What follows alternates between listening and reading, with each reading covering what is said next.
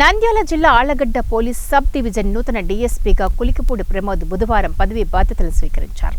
ఈ సందర్భంగా ఆయనకు సబ్ డివిజన్లోని పోలీస్ అధికారులు, సిబ్బంది ఘనంగా స్వాగతం పలికారు. అనంతరం ఆయన మీడియాతో మాట్లాడుతూ పాడేరులో డీఎస్పీగా పనిచేస్తూ ప్రభుత్వ ఆదేశాల మేరకు ఆళ్లగడ్డ పోలీస్ సబ్ డివిజన్కు రావడం జరిగిందని అన్నారు. గతంలో అనంతపురం పోలీస్ ట్రైనింగ్ కళాశాలలో శిక్షణ పొందడం జరిగిందని తెలిపారు. ఇక్కడ తనకు 2వ పోస్టింగ్ అని తెలియజేశారు.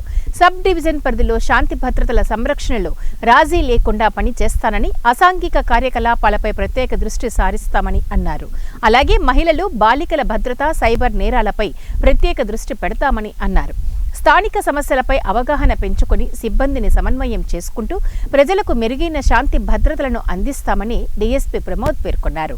సబ్ డివిజన్ పరిధిలోని అన్ని పోలీస్ స్టేషన్ల పరిధిలో శాంతి భద్రతల పరిరక్షణ విషయంలో గతంలో కన్నా మెరుగుగా పనిచేస్తామని, ఏవైనా సమస్యలు ఉంటే నేరుగా తమ దృష్టికి తీసుకుని రావాలని డీఎస్పీ ప్రమోద్ తెలియజేశారు.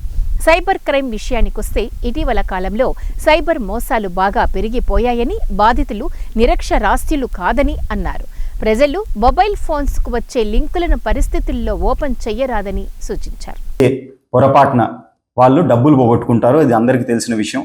ఒక్కసారి డబ్బులు పోగొట్టుకున్న తర్వాత చేయాల్సిన ప్రక్రియ ఏంటంటే 1930 అనే ఒక టోల్ ఫ్రీ నెంబర్ మీరు వెంటనే చేసినట్లయితే, ఏదైతే మీరు డబ్బులు పోగొట్టుకున్న ప్రాసెస్ వాళ్ళకి చెప్తే ఒక సైబర్ కంప్లైంట్ అనేది రిజిస్టర్ అవుతుంది. రిజిస్టర్ అయ్యి ఎక్కడైతే పోగొట్టుకున్నారో దట్ కన్సర్న్ పిఎస్కి వాళ్ళు రిట్రైవ్ చేసి పంపిస్తారు.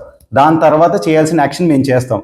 కానీ ప్రజలు ఒక్కసారి జరిగిన తర్వాత వెంటనే 1930 గనక కాల్ చేయకపోతే వచ్చే ప్రాబ్లం ఏంటంటే, ఫర్ ఎగ్జాంపుల్ ఒక సైబర్ క్రైమ్ చేసిన వ్యక్తికి డబ్బులు వచ్చినాయి అని అనుకుందాం. డబ్బులు వచ్చిన తర్వాత వెంటనే ఆ అకౌంట్లో డబ్బులు ఉంచుతాడా? ఉంచడు. మీరు గనక ముందే 1930 కాల్ చేసి చెప్తే ఆ అకౌంట్స్ని వెంటనే ఫ్రీజ్ చేయడం జరుగుతుంది. ఫ్రీజ్ చేస్తే నెక్స్ట్ ప్రాసెస్ ద్వారా తిరిగి మీ డబ్బులు వచ్చేటట్టు మీకు మేము చేసే అవకాశం అనేది ఒకటి ఉంటుంది పోలీస్కి. ఇన్ కేస్ మీరు ఈ రేపు చెప్దాంలే, తిరిగి డబ్బులు వెనక్కి వస్తాయిలే అనే ఆలోచనలు మీరు పెట్టుకుంటే ఆ డబ్బులు రావడం మనకి చాలా కష్టం. సో ప్రజలకి మేము విన్నవించుకునేది ఏంటంటే,